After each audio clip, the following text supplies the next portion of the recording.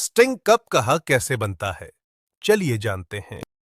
क्या आपने कभी सोचा है कि जब आप स्टिंग की एक ठंडी बोतल खोलते हैं और पहला घूंट लेते हैं, तो उस एक सिप के पीछे कितनी लंबी कहानी छुपी होती है?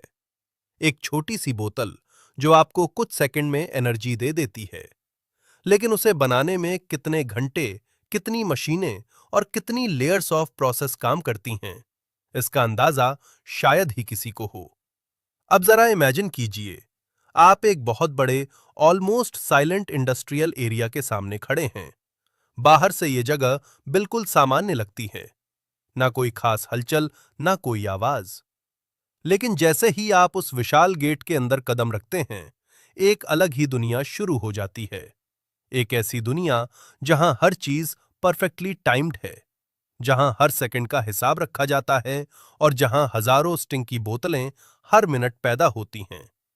लेकिन सवाल यह है, क्या ये सब सिर्फ मशीनों का खेल है या इसके पीछे कोई हिडन फॉर्मूला, कोई सीक्रेट प्रोसेस भी है? जैसे जैसे आप अंदर बढ़ते हैं, आपको बड़े बड़े स्टेनलेस स्टील के टैंक दिखाई देते हैं, पाइप्स का एक जाल जो हर दिशा में फैला हुआ है, और मशीन्स की हल्की सी हमिंग साउंड जो इस जगह को जिंदा रखती है।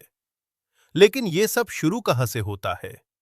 क्या स्टिंग बस पानी, चीनी और फ्लेवर का मिक्सचर है, या फिर इसमें कुछ ऐसा भी है जो हमें दिखाई नहीं देता? यहीं से शुरू होती है असली कहानी।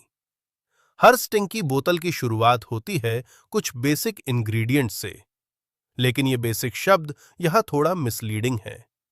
अगर मैं आपसे पूछूं कि स्टिंग की बोतल में सबसे ज्यादा क्या होता है, तो शायद आपका जवाब होगा फ्लेवर या कैफीन। लेकिन सच इससे बिल्कुल अलग है। स्टिंग की हर बोतल का सबसे बड़ा हिस्सा होता है पानी।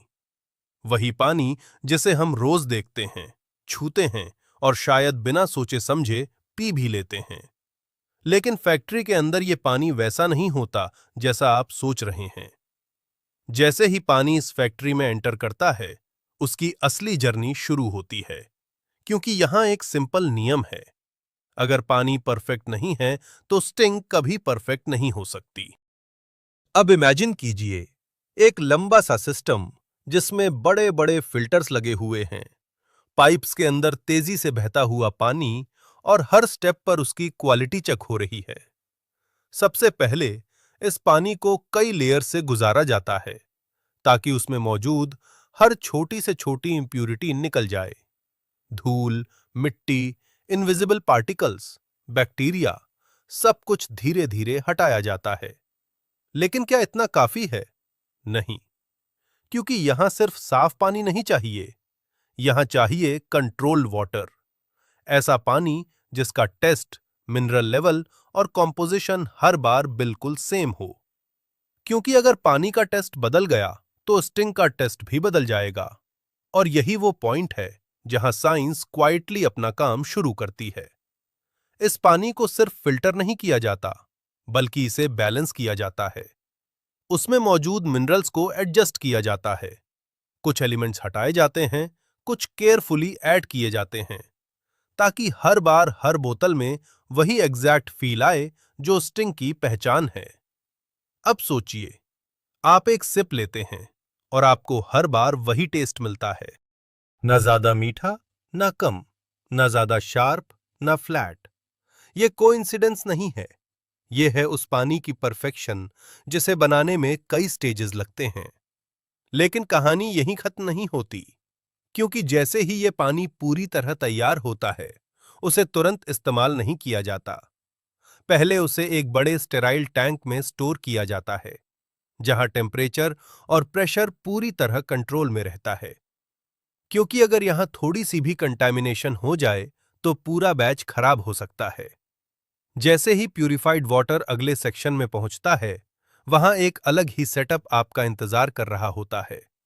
बड़े बड़े sealed tanks, digital control panels और मशीन्स जो बिना रुके एक प्रिसिस रिदम में काम कर रही हैं। यहीं पर तैयार होता है सिरप, वो सिरप जो स्टिंग का टेस्ट डिफाइन करता है, जो हर सिप में वो फेमिलियर फ्लेवर देता है जिसे आप इंस्टेंटली पहचान लेते हैं। लेकिन सवाल ये है, क्या ये सिरप बस इंग्रेडिएंट्स को मिलाकर बना दिया जाता है या फिर इसके पीछे भी कोई हिडन कैलकुलेशन है? कोई ऐसी रेसिपी जिसे हर किसी से छुपा कर रखा जाता है।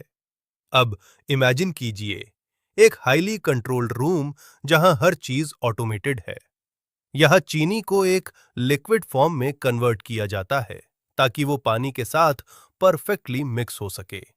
लेकिन ये प्रोसेस उतना सिंपल नहीं है जितना सुनने में लगता है, क्योंकि अगर शुगर पूरी तरह डिसॉल्व नहीं हुई तो ड्रिंक का टेक्सचर बदल सकता है, और अगर ज्यादा डिसॉल्व हो गई तो टेस्ट ओवरली स्वीट हो सकता है। इसीलिए यहां हर स्टेप एग्जैक्ट टेम्परेचर और टाइमिंग पर डिपेंड करता है। अब धीरे धीरे इसमें ऐड किए जाते हैं फ्लेवर्स, वो फ्लेवर्स जिनका एग्जैक्ट कॉम्बिनेशन शायद ही किसी को पता हो। कुछ फ्रूटी नोट्स, कुछ शार्प टोन्स और कुछ ऐसे एलिमेंट्स जो सीधे आपकी सेंसेस को ट्रिगर करते हैं। लेकिन सबसे इंटरेस्टिंग इंग्रेडिएंट आता है कैफीन। वही कैफीन जो स्टिंग को एनर्जी ड्रिंक बनाता है। लेकिन क्या आपने कभी सोचा है, अगर कैफीन थोड़ा ज्यादा हो जाए तो क्या होगा? और अगर कम हो जाए तो क्या वो सेम किक मिलेगी? यही रीजन है कि यहां हर इंग्रेडिएंट को मिलीग्राम लेवल तक मेजर किया जाता है। एक छोटी सी डेविएशन और पूरा बैच रिजेक्ट हो सकता है। अब इमेजिन कीजिए एक मशीन जो लगातार इंग्रेडिएंट्स को मिक्स कर रही है, लेकिन वो ब्लाइंडली काम नहीं कर रही। हर सेकंड सेंसर्स डेटा कलेक्ट कर रहे हैं और सिस्टम ऑटोमेटिकली एडजस्ट कर रहा है ताकि हर बार वही परफेक्ट मिक्सचर तैयार हो। धीरे धीरे यह मिक्सचर एक थिक सिरप बन जाता है, लेकिन अभी भी यह स्टिंग नहीं है। यह तो सिर्फ उसका कॉन्सेंट्रेटेड फॉर्म है।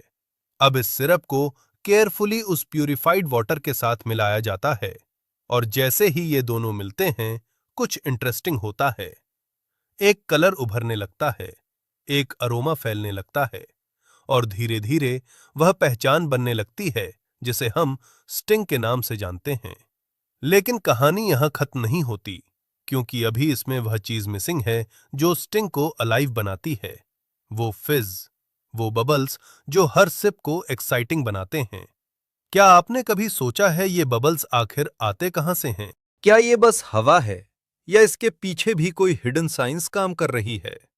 अब इमेजिन कीजिए एक अलग सेक्शन जहां टेम्परेचर अचानक बहुत लो हो जाता है। मशीन्स और भी ज्यादा कंट्रोल्ड हो जाती हैं, और यहां एंटर करता है एक इनविजिबल एलिमेंट, कार्बन डाइऑक्साइड। वही गैस जो हम सांस छोड़ते समय बाहर निकालते हैं, लेकिन यहां इसका इस्तेमाल बहुत केयरफुली किया जाता है। जैसे ही सिरप और वाटर का मिक्सचर इस सेक्शन में आता है, उसे ठंडा किया जाता है, क्योंकि एक सिंपल नियम है, जितना ठंडा लिक्विड होगा उतनी ज्यादा गैस उसमें घुल पाएगी। अब हाई प्रेशर के साथ कार्बन डाइऑक्साइड को इस लिक्विड में इंजेक्ट किया जाता है। धीरे धीरे ये गैस लिक्विड के अंदर डिसॉल्व होने लगती है। लेकिन यहां ट्विस्ट ये है, ये गैस पूरी तरह से स्टेबल नहीं होती। वो अंदर छुपी रहती है एक इनविजिबल फॉर्म में, और जैसे ही बॉटल ओपन होती है, प्रेशर सडनली रिलीज होता है और वो गैस बबल्स के रूप में बाहर आने लगती है। यही वजह है कि स्टिंग पीते वक्त आपको वो फिज महसूस होता है, वो टाइनी एक्सप्लोजन्स जो आपकी टंग पर हल्की सी चुभन देते हैं, और यही फीलिंग इसे एक्साइटिंग बनाती है। लेकिन यहां एक और सवाल उठता है, अगर गैस ज्यादा डाल दी जाए तो क्या होगा? शायद बोतल ओपन करते ही ओवरफ्लो हो जाए, या टेस्ट बहुत शार्प लगने लगे, और अगर कम हो जाए तो स्टिंग फ्लैट लगने लगेगी, जैसे उसमें जान ही ना हो। इसीलिए यहां हर सिंगल बबल कंट्रोल में होता है।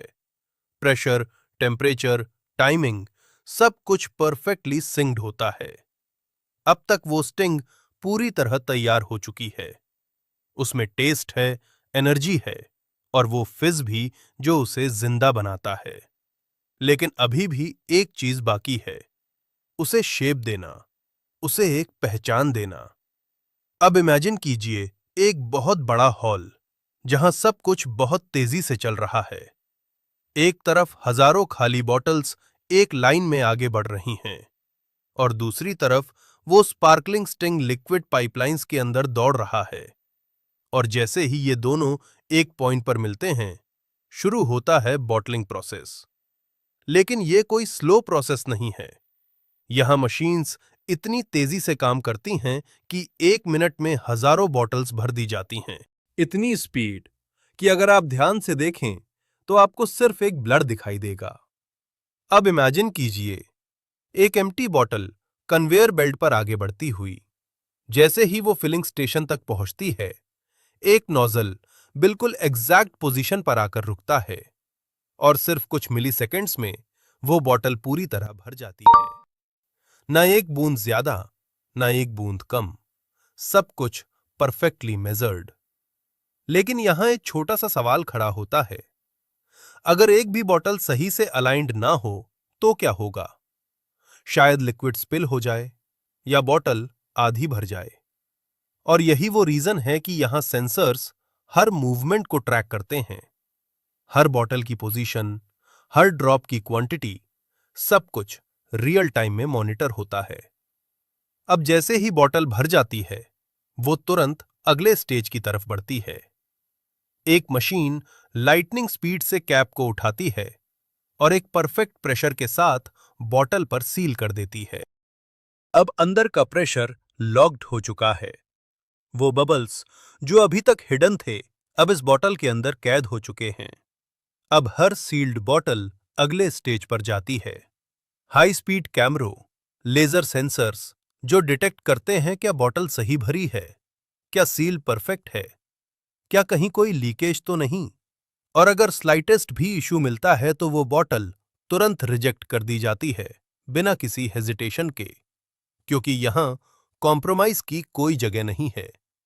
अब धीरे धीरे ये परफेक्ट बॉटल्स एक साथ इकट्ठा होने लगती हैं, पैक्स में कन्वर्ट होती हैं और रेडी हो जाती हैं फैक्ट्री से बाहर निकलने के लिए। हर कार्टन के ऊपर एक कोड लिखा होता है, एक पहचान जो बताती है कि ये कब बना, कहां बना और किस बैच से आया है। क्यों? क्योंकि अगर भविष्य में कोई भी इशू आता है तो उस एक कोड से पूरी हिस्ट्री ट्रेस की जा सकती है। यहां से ये बॉटल्स छोटे छोटे बैचेज में अलग अलग दुकानों तक भेजी जाती हैं। किसी ग्रोसरी स्टोर में, किसी कोल्ड ड्रिंक शॉप में या फिर आपके घर के पास की छोटी सी दुकान में। अगर आपको ये वीडियो पसंद आई हो तो वीडियो को लाइक करें एंड चैनल को सब्सक्राइब करें।